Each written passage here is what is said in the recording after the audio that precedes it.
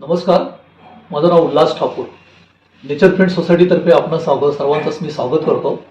आणि आज तुमच्याशी अबाउट नेचर या चॅनलतर्फे सापांच्या संदर्भामध्ये एक सुसंवाद म्हणून तुमच्याशी मी साधू इच्छितो.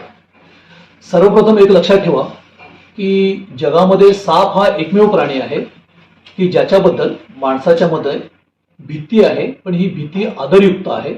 त्याचप्रमाणे अंधश्रद्धा आहे आणि शास्त्रीय माहितीचा अभाव आहे. आज तुमच्याशी ह्या अंधश्रद्धा कुठच्या आहेत या संदर्भामध्ये आपण चर्चा करूया. सर्वप्रथम एक महत्वाची गोष्ट अशी की साप डूब धरतो, साप बदला घेतो. म्हणजे चुकून आपला सापाला धक्का लागला, काही म्हणतात सावली पडली, तरी तो आपला घरी येतो, आपला बदला घेतो. ही एक अंधश्रद्धा अनेक वर्षापासून आपल्याकडे आहे. मुळामध्ये असं काही असू शकत नाही, कारण साप हा प्राणी असा आहे की संपूर्ण पृथ्वीच्या विकासामध्ये सापाच्या मेंदूचा विकास झालेला नाही. त्यामुळे सापाची स्मरणशक्ती, आकलनशक्ती आणि बुद्धिमत्ता हे अतिशय कमकुवत आहे. सापाला 3 फुटापेक्षा स्पष्ट दिसत नाही आणि सापाला 50 फुटापेक्षा जास्त लांब असं जमिनीलगतची ध्वनी कंपन म्हणतो, ज्याला आपण ग्राउंड व्हायब्रेशन म्हणतो, हे याची देखील संवेदना होत नाही. त्यामुळे एखाद्याची सावली पडली, एखाद्याचा धक्का लागला तर साप त्याचा पाठलाग करणार, त्याच्या घरी येणार किंवा त्याचा बदला घेणार, ही पूर्णपणे अशास्त्रीय गोष्ट आहे. याला कुठचाही शास्त्रीय आधार नाही. काही गोष्टी बाबतीत असं झालेलं आहे की एखादा आपण साप मारला गावाच्या ठिकाणी आणि तो साप आपल्याकडे दिसला. मुळामध्ये तो साप असू शकत नाही, पण काही गोष्टी अशा घडलेल्या आहेत की सापाच्या मेटिंग सीझनमध्ये एखाद्या मादीला आपण मारलं गेलं तर त्या मादीला एक प्रकारचा वेगळा स्त्राव येत असतो आणि त्याचा एक वास येत असतो आणि ह्या वासाचा पाठलाग करत नर त्या ठिकाणी आलेला आहे. त्यामुळे कदाचित अशा प्रकारचा अंधश्रद्धा सर्वत्र पसरलेला आहे, पण याला कुठचाही शास्त्रीय आधार नाही. दुसरी महत्वाची गोष्ट की साप दूध पितो. एक लक्षात ठेवा की साप हा पूर्णपणे मांसाहारी प्राणी आहे, त्यामुळे दूध पिणं हा प्रश्नच येत नाही. जर साप दूध पित असता तर साप आपल्याला अनेक दुधांच्या डेअरीमध्ये दिसला असता, पण प्रत्यक्षात तसं नसतं. कित्येकदा असं म्हटलं जातं की साप गाई गुरांच्या, विशेषतः गाई किंवा म्हशीच्या कासाला विळा घालतो आणि दूध वगैरे पितो, पण ही देखील एक प्रकारची अंधश्रद्धा आहे. या उलट सापाला दूध हे एक प्रकारचं विषासारखं आहे. तुम्हाला कल्पना असेल की आपल्या सर्व धार्मिक गोष्टीमध्ये दूध, दही किंवा दुग्धजन्य पदार्थ हे आपण प्रसाद म्हणून वाटला देतो आणि त्या अनुषंगाने साप जे आहेत हे अनेक आपल्या धर्माशी, धर्मग्रंथाशी संबंधित असल्यामुळे, देवांशी संबंधित असल्यामुळे ही एक अंधश्रद्धा प्रचलित झालेली आहे. मुळामध्ये अनेकदा असं घडलेलं आहे की गारुडी सापाला घेऊन येतात, त्याला तहानलेला ठेवतात आणि त्याच्यासमोर दुधाची वाटी ठेवतात. त्यामुळे पाणी समजून ते दूध पितो. त्यामुळे लक्षात ठेवा की साप हा दूध पित नाही आणि सापाला दूध पाजलं तर एक प्रकारचं विष पाजल्यासारखं आहे. त्यामुळे कृपया सापाला तुम्ही दूध पाजू नका. तिसरा गोष्ट, एक महत्वाची गोष्ट आहे की सापाला संगीताची आवड असते. ओके, किंवा साप पुंगी दाखवल्यानंतर साप डोलत असतो. मुळामध्ये एक लक्षात ठेवा की सापाला बाह्य करणं, ज्याला आपण एक्सटर्नल इयर्स असं म्हणतो, असं काही नसतात. बाह्य श्रवण संस्था नसते. थोडक्यामध्ये आपण असं म्हणायला गेलो की साप हा ठार बहिरा असतो. त्यामुळे त्याला तुम्ही अगदी दिवाळीतले फटाके वाजवले किंवा अगदी आपण एखादी म्युझिक लावली की बिलांशी नागिन निघाली तरी सापाला त्याचा फरक पडणार नाही. याचं कारण असं आहे की सापाला बाह्य करणं किंवा श्रवण संस्था नसते. पण साप हालचालीचा वेध घेतो. ज्यावेळी गारुडी पुंगी फिरवतो त्यामुळे त्या पुंगीचा वेध घेतो, हालचालीचा वेध घेऊन साप तो डुलतो. त्या गारुडी आणि पुंगी म्हणजे साप आणि गारुड्याची पुंगी यामुळे एखादा तुम्ही रुमाल ठेवलं किंवा एखादं फडकं ठेवलं तर सापाला काही दिसणार नाही आणि साप काही डोलणार नाही. दुसरी एक महत्वाची गोष्ट असे की सापाला सुगंधाची आवड असते. असं म्हणतात की रातराणी किंवा केतकीचे वन जे असतात तिथे साप वगैरे असतात. मुळामध्ये ह्या सुगंधावर अनेक कीटक किंवा छोटे पक्षी वगैरे, कीटक वगैरे येतात आणि त्याला खाण्यासाठी तिथे साप येत असतो. मुळामध्ये सापाला देखील संगीताची वगैरे अशी आवड नाही. आता या पलीकडे आपण त्या सापाबद्दलच्या अनेक अंधश्रद्धा आहेत की साप चावल्यानंतर आपण त्याला मांत्रिकाकडे गेल्यानंतर मंत्रोपचार ही वस्तुस्थिती आहे आणि मांत्रिकाकडे गेल्यानंतर सापाचं विष उतरू शकतं आणि माणूस जिवंत होऊ शकतो. त्यामुळे या अंधश्रद्धेपायी अनेक लोक, अनेक म्हणण्यापेक्षा हजारो लोक मृत्युमुखी पडलेले आहेत. मुळामध्ये एक लक्षात ठेवा की सर्पदंश झाल्यानंतर जर साप विषारी असेल तर विषारी साप चावल्यानंतर त्याच्यावर कुठचाही झाडपाला, कुठचाही आयुर्वेदिक औषध, कुठचे होमिओपॅथी औषध, कुठचाही जडीबुटी याचा काहीही उपयोग होणार नाहीये.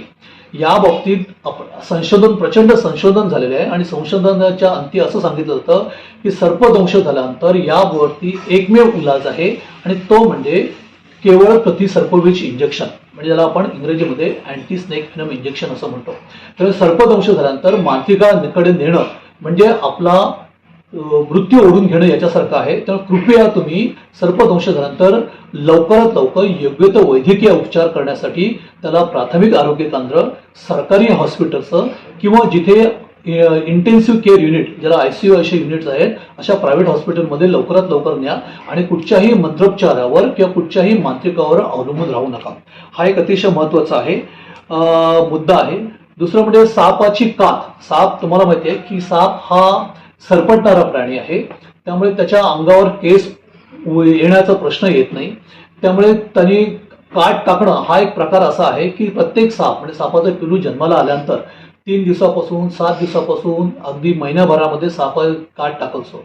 साप जसा वाढत असतो त्यावेळी त्याच्या शरीरावरचे वरचे खवलं असतात ते खवलं ताणले जातात. त्यामुळे त्याला एक प्रकारचे काट टाकणं म्हणजे आपल्या शरीरातलं ज्याला आपण म्हणतो की टाकाऊ पदार्थ टाकणं असा प्रकार असतो. ही कात कुठच्याही